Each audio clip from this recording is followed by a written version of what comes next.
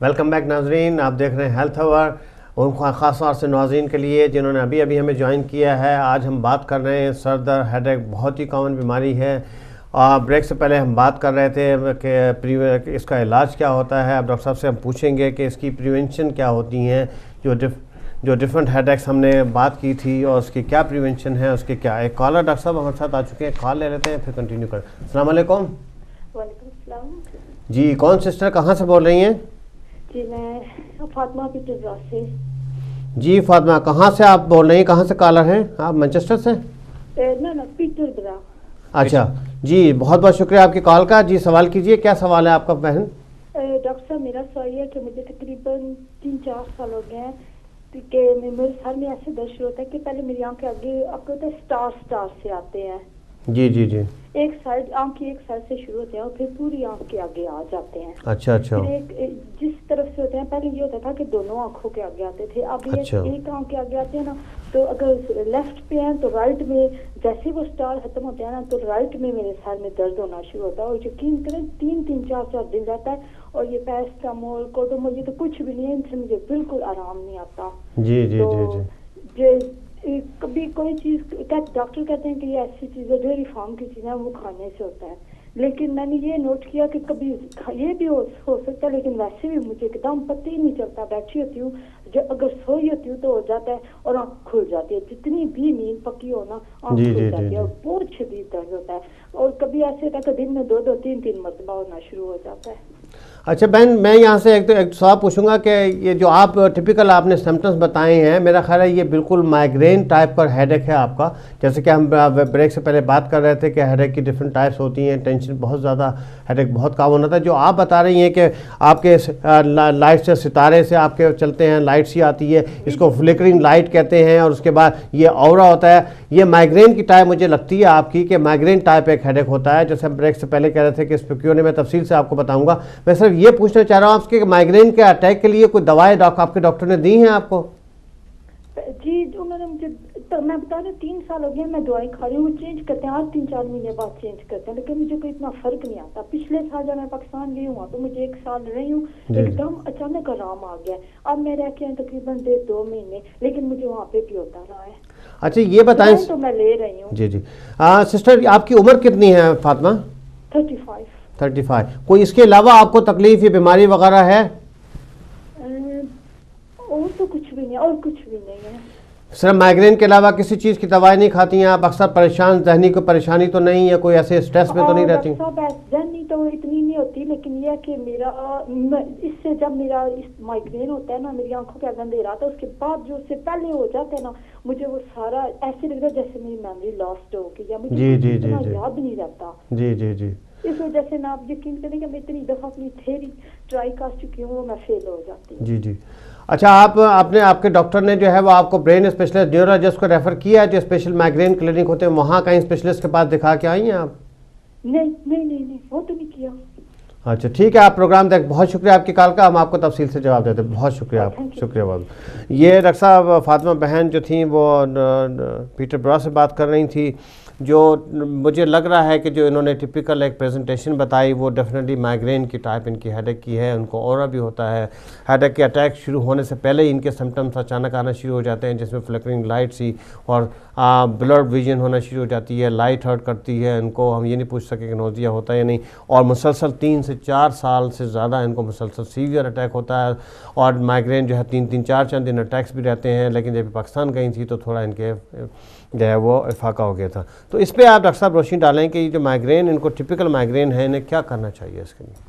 बहुत शुक्रिया डॉक्टर हैदर। जी बहन फातिमा, मैंने आपकी हिस्ट्री सुनी और आपकी अलामात भी सुनी। मैं डॉक्टर हैदर से मेरे ख्याल है इस तशख़ीस पे एग्री करता हूँ। मुझे बज़ाहिर ये लगता है कि आपको माइग्रेन है, और माइग्रेन जो है, जैसे हम पहले काफ़ी तफसील से बात कर चुके हैं, इसमें स्ट्रेस एक बहुत बड़ा एलिमेंट होता है जिससे माइग्रेन बार बार हो सकता है। लेकिन आपकी अलामात से महसूस होता है कि माइग्रेन आपको काफ़ी ज़्यादा तंग कर रहा है, जिसे दूसरे लफ्ज़ों में कहूँ तो क्रिपल कर रहा है आपकी ज़िंदगी को। मेरे ख्याल में आपको अपने जीपी से रेफरल, जैसे डॉक्टर हैदर ने कहा, लीजिए न्यूरोलॉजिस्ट को, जो कि स्पेशलिस्ट होते हैं हेडेक्स के लिए और माइग्रेन के पेन के लिए। और वो कुछ ऐसी दवा आपको प्रिस्क्राइब करेंगे कि जिससे प्रीएम्प्टिव तौर पे वो इस अटैक को या इस हेडेक को रोकने की कोशिश करेंगे। इसके साथ ही मैं आपको ये भी सजेस्ट करूँगा कि आप, जैसे मैंने पहले कहा था, आप आइडेंटिफाई कीजिए कि अगर कोई ट्रिगर फैक्टर हैं कि जिसकी वजह से आपको ये होता है, तो आप उन ट्रिगर फैक्टर्स से अवॉइड करने की कोशिश करें और कोशिश कीजिए कि रेफरल लीजिए, ताकि जितना दर्द आपको शदीद होता है, बार बार होता है और आपकी ज़िंदगी मुतासर हो रही है, आपको माइग्रेन की किसी ऐसी ट्रीटमेंट में होना चाहिए कि जो इस दर्द को होने से पहले रोके। जी डॉक्टर है। हाँ, बहुत बहुत शुक्रिया डॉक्टर साहब, आपका बड़ी तफसील से आपने फातिमा बहन का जवाब दिया। मैं थोड़ा सा इसमें और ये ऐड कर दूं कि हम अल्लाह ताला से दुआ करेंगे फातिमा कि अल्लाह ताला आपको सेहत कामिल अता फरमाए और सर दर्द में आपको इफाका हो। लेकिन जैसे डॉक्टर साहब ने कहा कि यहाँ आपने जीपी आपको मुसलसल आप जा रही हैं, 3-4 साल से इस बीमारी से सफ़र कर रही हैं, आपके सिम्टम्स में कोई इफाका नहीं हो रहा, तो मैं ये ज़रूर इस चीज़ पे इंसिस्ट करूँगा कि आप अपने जीपी के पास दोबारा वापस जाइए, उनसे कहिए कि जी देखें माइग्रेन्स के स्पेशल क्लिनिक होते हैं यहाँ, जिन जैसे डॉक्टर साहब ने कहा कि जी न्यूरोलॉजिस्ट हैं, ब्रेन स्पेशलिस्ट, वो स्पेशल क्लिनिक करते हैं माइग्रेन के, वो हाईली स्पेशलाइज्ड हैं माइग्रेन के अंदर। वो चंद दवाएं ऐसी देंगे आपको, कुछ दवाएं जैसे डॉक्टर साहब ने कहा कि होती हैं अटैक को रोकती हैं, प्रिवेंशन फॉर माइग्रेन के लिए होती हैं, कुछ दवाएं होती हैं जो अक्यूट अटैक जब आपको शुरू होते हैं उस वक्त आप खा सकती हैं। तो जैसे हमने कहा था थोड़ी देर पहले, आपने चूँकि लेट ज्वाइन किया, शायद माइग्रेन का क्योर नहीं है बहन मेरे फातिमा, ये इसका इलाज मुकम्मल तौर पे ये बीमारी ख़त्म नहीं होती है अनफॉर्चुनेटली। और जितने भी मेरे पेशेंट हैं, मेरे पास भी काफ़ी पेशेंट्स हैं ऐसे, अक्सर मैं देखता हूँ जिनको माइग्रेन होता है, लेकिन इसका मुकम्मल तौर पे इसकी क्योर नहीं है।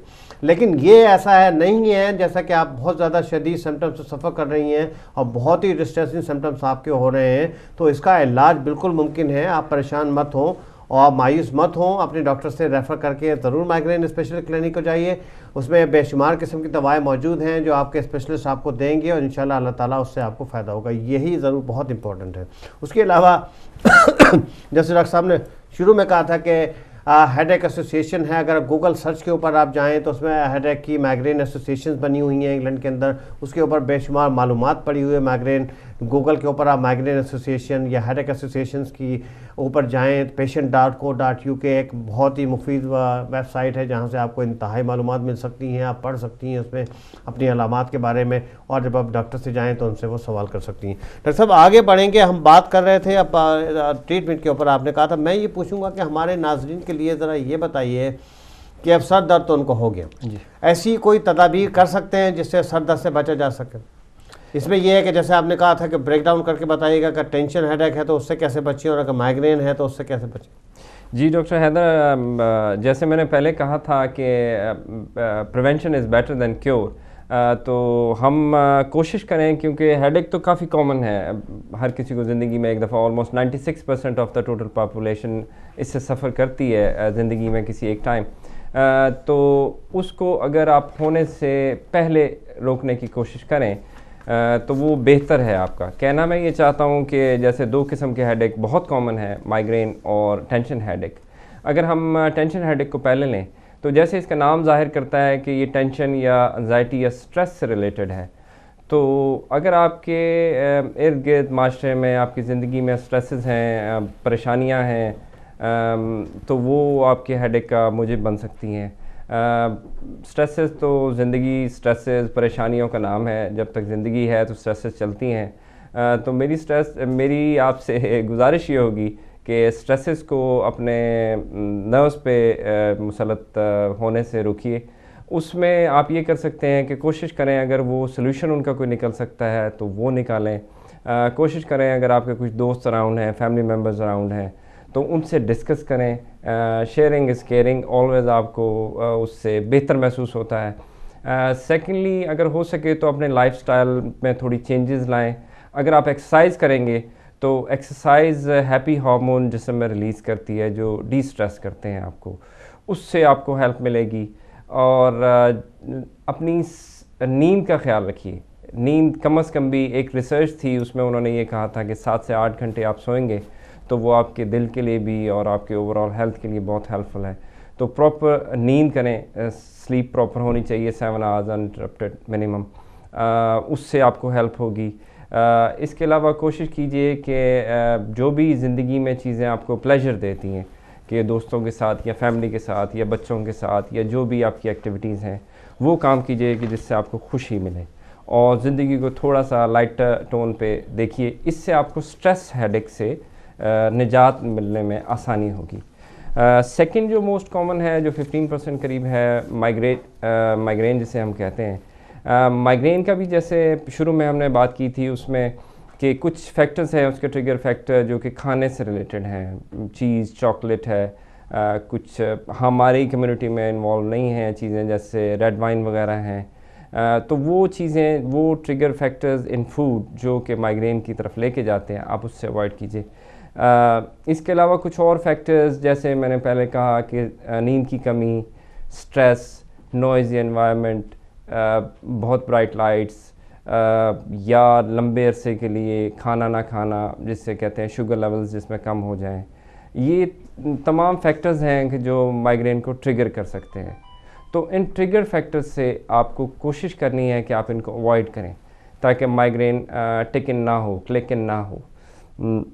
अपना ख्याल रखें, अपने ज़िंदगी को थोड़ा रिलैक्स करें और इन चीज़ों पे कंसंट्रेट करें, तो आप प्रिवेंट कर सकेंगे अटैक को। जी डॉक्टर साहब, बहुत बहुत शुक्रिया, बड़ी तफसील से आपने बताया। नाज़रीन, जैसे डॉक्टर साहब ने कहा कि सर दर्द बहुत ही कॉमन बीमारी है, तो घबराने की कोई सी बात नहीं। तकरीबन सब लोग इससे सफ़र करते हैं। कहते हैं जी ज़िंदगी जिंदा दिली का है नाम, मुर्दा दिल क्या खाक जिया करते हैं। डॉक्टर साहब, बड़ा आपने इस पे कहा कि जनाब खुश रहिए। जो ख़ास तौर से टेंशन हेडेक है वो जनाब परेशानी है ज़िंदगी, जैसे आपने कहा कि ज़िंदगी में तो परेशानियाँ तो हर इंसान को होती ही हैं, लेकिन ये कि आप परेशानी को दिल से मत लगाइए, परेशानियों खुश रहने की कोशिश कीजिए।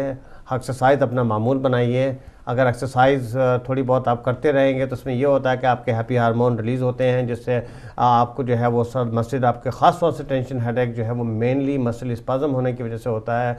आप मुसलसल स्ट्रेस में हैं, परेशानी में हैं, या मुसलसल स्ट्रेसफुल काम कर रहे हैं, सारा दिन के काम के ऊपर थकावट से वापस आते हैं तो मसल आपकी बहुत जो है वो थकी होती हैं, टेंस होती हैं, उसकी वजह से आपका टेंशन हेडेक जो है वो बढ़ जाता है। तो सिंपल इसका है कि एनर्जेटिक वगैरह और काउंटर दवाई लें और आप एक्सरसाइज को मामूल बनाएं, जिससे आपके हैप्पी हार्मोन रिलीज़ होंगे, मसल रिलैक्स होगी, तो इंशाल्लाह आपका टेंशन हेडेक ख़त्म हो जाएगा।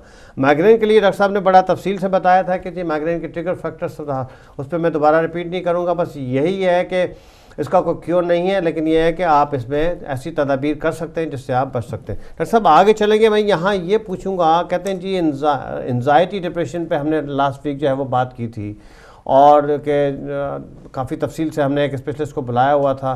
तो कहते हैं जी एंजाइटी और स्ट्रेस परेशानियों से भी हेडेक, सर दर्द होता है।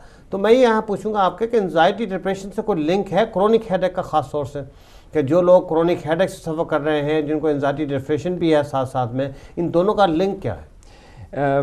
Thank you very much doctor Haider. जी बिल्कुल सही कहा है आपने कि एंजाइटी और डिप्रेशन का लिंक हेडेक से बराह रास्त है। जैसे मैंने पहले कहा कि जिस वक्त आप टेंस होते हैं या एंक्शस होते हैं या डिप्रेस होते हैं, ये जितनी भी साइकेट्रिक प्रॉब्लम्स हैं, ये सब आपके मसल्स को, जैसे डॉक्टर हैदर ने कहा, स्ट्रेस करती हैं, टेंस करती हैं, और आप रिलैक्स नहीं हो सकते। जब आप रिलैक्स नहीं होते तो आपकी जो नॉर्मल एक्टिविटी और नॉर्मल सारा सिस्टम है बॉडी का, वो इम्पेयर होता है। तो आप सही से खुराक का ख्याल नहीं रख सकते, आप सही से सो नहीं सकते।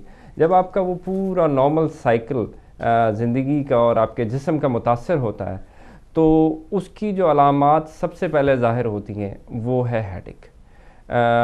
तो इसलिए इस directly related to anxiety and depression. और जितनी जल्दी हो सके आप कोशिश कीजिए कि अपनी उन इश्यूज़ को, कि जो रीज़न है एंजाइटी और डिप्रेशन करने की, उन्हें एड्रेस करें और उनसे जान छुड़ाएं और ज़िंदगी को रिलैक्स करें, और ताकि आप आराम से सो सकें। नींद एक ऐसा इंडिकेटर है जो बता देता है कि आपकी ज़िंदगी में कितना स्ट्रेस है। अगर आप सही से सो सकेंगे तो आपको हेडेक भी नहीं होगा, बेहतर महसूस करेंगे, आप सही से खा सकेंगे। तो जी डॉक्टर हैदर, मेरे ख्याल में तो एंजाइटी और डिप्रेशन से काफ़ी लिंक नहीं, मैं भी डॉक्टर साहब देखता हूँ अपने कम्युनिटी के अंदर कि मेरे वो पेशेंट ख़ास तौर से जो एंजाइटी या डिप्रेशन से सफ़र कर रहे हैं, एंटी डिप्रेसेंट वगैरह खा रहे हैं, मुसलसल कोई पुरानी उनको हुआ है, तो कहते हैं जी जितना ज़्यादा स्ट्रेस होते हैं आपका ब्रेन थ्रेशोल्ड जो है वो लो हो जाता है, और आपका दर्द जो है वो बढ़ जाता है। तो ये सिंपल सी मिसाल है। तो इसीलिए कहते हैं जी ये क्रोनिक हेडेक अक्सर उन लोगों में बहुत ज़्यादा कॉमन है जो कि मेंटल इलनेस, एंजाइटी, डिप्रेशन से सफ़र कर रहे हैं, तो उसको रिकॉग्नाइज करना बहुत इंपॉर्टेंट है। अच्छा, आप कंटिन्यू करेंगे डॉक्टर साहब। मैं यहाँ ये पूछूंगा आपसे, कहते हैं जी अक्सर हाई ब्लड प्रेशर लोगों में रहता है और कहते हैं जी क्या हाई ब्लड प्रेशर की वजह से भी सर में दर्द हो सकता है? जी, अगेन ये बड़ा इंटरेस्टिंग क्वेश्चन है। रिसर्च ये साबित करती है कि high blood pressure as it is headache cause नहीं करता, लेकिन क्योंकि फर्स्ट करें एक मरीज़ आपके पास आया, उसने कहा कि मुझे सर दर्द हो रहा है और शायद मुझे हाई ब्लड प्रेशर है। अगर आप ये उसे कहेंगे कि शायद आपको हाई ब्लड प्रेशर की वजह से हेडेक नहीं है, तो वो रीअश्योर नहीं होगा। तो जनरली ब्लड प्रेशर चेक किया जाता है टू रीअश्योर द पेशेंट। लेकिन इसके साथ एक और इंटरेस्टिंग फैक्ट है कि अगर किसी का ब्लड प्रेशर ज़्यादा है तो वो हेडेक कॉज नहीं कर रहा, लेकिन हेडेक की ट्रीटमेंट जब तक मुनासिब नहीं होगी जब तक उसका ब्लड प्रेशर पहले करेक्ट ना किया जाए। तो ये रिलेटेड है लेकिन डायरेक्टली हेडेक कॉज नहीं करता। जी हाँ, नहीं डॉक्टर साहब, ये बड़ा अच्छा आपने कहा कि अक्सर लोगों को ये होता है कि जी मेरा ब्लड प्रेशर हाई है और मुझे सर दर्द हो रहा है। तो बिल्कुल आपने ये सही फरमाया है कि रिसर्च से साबित हुआ कि डायरेक्टली लिंक हाइपरटेंशन का उससे नहीं है, लेकिन चूँकि हाई ब्लड प्रेशर खुद इस तरफ एक ख़तरनाक बीमारी है जिसकी वजह से आपकी ब्रेन हेमरेज होने का, सबरेकनाइड हेमरेज होने का डर बड़ा होता है। और आपका जो है वो अगर मुसलसल आप हेडेक में सर दर्द है, आपको स्ट्रेस हो रही, तो उससे ब्लड प्रेशर हाई भी हो जाता है। और ब्लड प्रेशर कंट्रोल करना अक्सर जो उन पेशेंट्स के अंदर जो कंटिन्यूसली स्ट्रेस में रह रहे हैं उनको कंट्रोल करना खासा मुश्किल होता है। हम तो अक्सर देखते हैं जब पेशेंट डॉक्टर्स के पास आते हैं, कहते हैं जी वाइट कोट हाइपरटेंशन, तो डॉक्टर के पास जो वो मुसलसल पेशेंट अप्रीहेंसिव हैं, एंजाइटी हैं, परेशान बैठे हुए, तो उसकी वजह से अक्सर जो है ब्लड प्रेशर हाई हो जाता है। और चूंकि जैसे आपने कहा कि आप मुसलसल टेंस हैं और वो हैं, तो उसकी वजह से आपका टेंशन हेडेक जो है वो हो सकता है कि शुरू हो जाए। अच्छा डॉक्टर साहब, बड़ी तफसील से आपने इन सब चीज़ों के ऊपर बात की है। मैं अब यहाँ आपसे ये बात करूँगा कि आखिर ये यूके के अंदर जब जिन लोगों को सर दर्द हो रहा है, ऐसी कौन सी कहाँ से इन लोगों को मालूमात लेनी चाहिए और क्या करना चाहिए, जो ख़ास तौर से जैसे हमारी सिस्टर थी फातिमा जो माइग्रेन के पिछले 3 या 4 साल से उनको सीवियर बड़ी डिस्ट्रेसिंग अटैक्स हो रहे हैं और बेचारी जो है वो ठीक नहीं हो रही हैं, तो वो कौन सी फैसिलिटीज़ या सर्विसेज हैं जहाँ हमारे पेशेंट को जो है वो रब्ता करना चाहिए और कहाँ से मदद हासिल करें? जी, thank you again doctor Haider. इसके लिए मैं ये कहूँगा कि कुछ तो वेबसाइट्स ऐसी हैं कि जो टिपिकल किसी भी एक डायग्नोसिस से रिलेटेड है। कहना मैं ये चाहता हूँ कि अगर फ़र्ज़ करें आपको डायग्नोस्ड है कि आप माइग्रेन है, तो माइग्रेन एसोसिएशंस हैं, माइग्रेन की अपनी वेबसाइट्स हैं। लेकिन जनरली स्पीकिंग अगर आप एक वेबसाइट है यूके में patient.co.uk, अगर आप उस वेबसाइट पे जाएं और आप हेडेक को गूगल करना चाहें तो उसमें आपको काफ़ी मालूमात मुयस्सर आ जाएंगी कि जो आपके काफ़ी सारे सवालों के जवाब दे सकेंगी। इसके साथ ही वो कुछ लिंक्स भी आपको प्रोवाइड कर देते हैं कि जिस पे आप मज़ीद जाके अपनी इंफॉर्मेशन या नॉलेज के लिए एक्सप्लोर कर सकते हैं।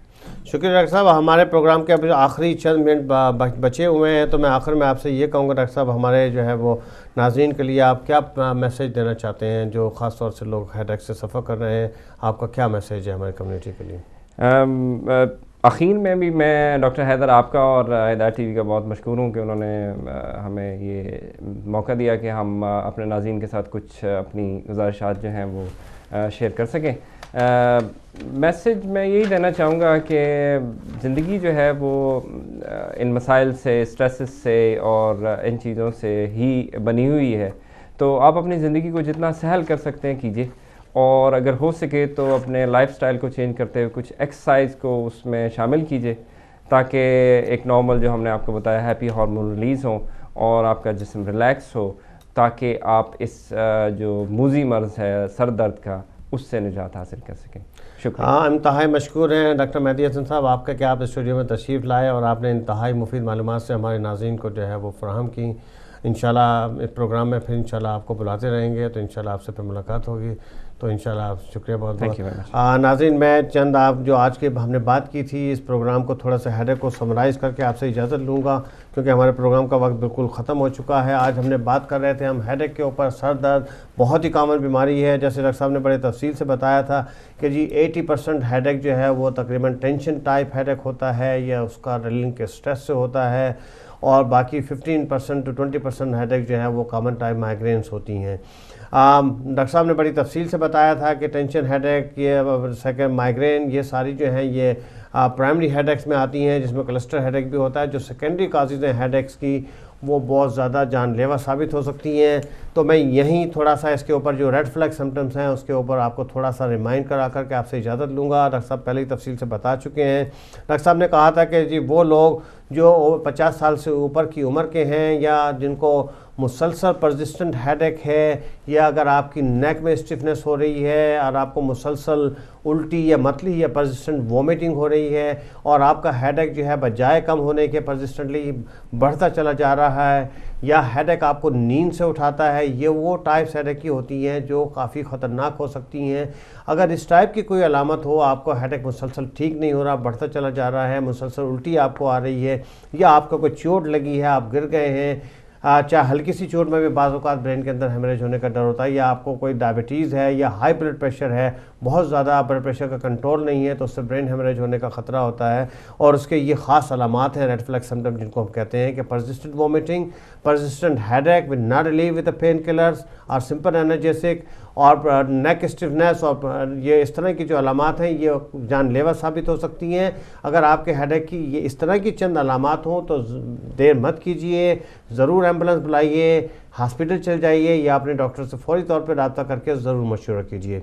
हेडेक के लिए बेशुमार सर्विसेज यहाँ मौजूद हैं। हेडेक के स्पेशल क्लिनिक होते हैं, आप अपने जीपी से बात करके वहाँ रेफ़र करवा सकते हैं। ख़ास तौर से वो लोग जिनको migraine, specially doctor sister Fatima के लिए अर्ज़ करूँगा, आप जीपी से ज़रूर रब्ता करें, उनसे कहें स्पेशल हेडेक क्लिनिक में आपको रेफ़र करें। वहाँ नर्स स्पेशलिस्ट होती हैं, वो आपको डिफरेंट टेक्निक्स बताती हैं, आपको एजुकेशन देती हैं कि किस तरह से आप अपने अटैक्स को कंट्रोल कर सकते हैं, और वो स्पेशल दवाएं आपको देते हैं जहां आपको इंतहाई मुफीद मालूमात हासिल हो सकती है और इस हेडेक से, माइग्रेन से आप बच सकते हैं। तो इसी के साथ आपको इजाज़त चाहूँगा। इंशाल्लाह अगले हफ्ते तक के लिए इजाज़त दीजिए। अपना बहुत ख्याल रखिएगा, मुझे अपनी दुआ में याद रखिएगा। शुक्रिया बाबा, खुदा हाफिज़।